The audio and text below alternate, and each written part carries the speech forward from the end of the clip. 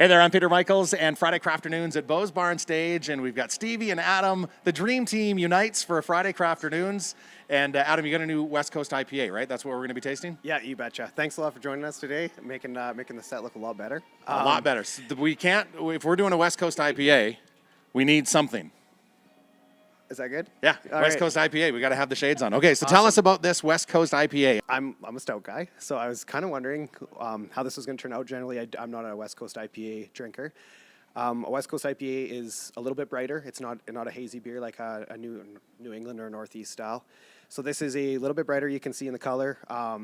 It's got a lower finishing gravity, which makes it a bit more bitter. You get the West Coast style is a bit more bitter of a beer. It's not as juicy, and the water profile actually adds to the bitterness of it.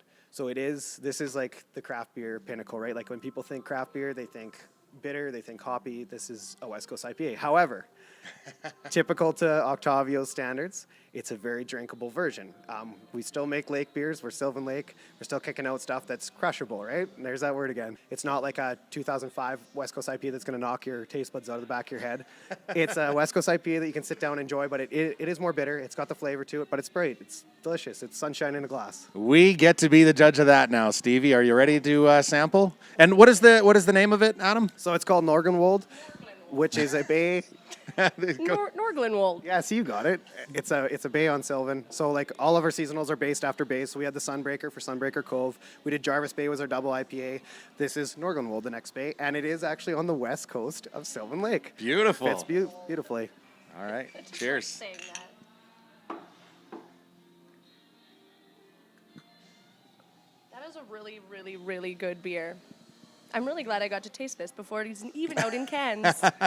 And not overly hoppy. Like, No. you scared me maybe a little bit there, but no, Yeah, definitely I'm not not a that. fan of that kicking in the back of the throat hops. This one is very crushable, like you said. It's also the sunglasses protect from a lot of the bitterness and the IBUs. UV rays. Yeah, UVs, hops, these things block out just about everything. I'm glad I put these on because, man, I'm gonna. Yeah, you bet. So like it's a cool seasonal. It's something new from us. It's something different.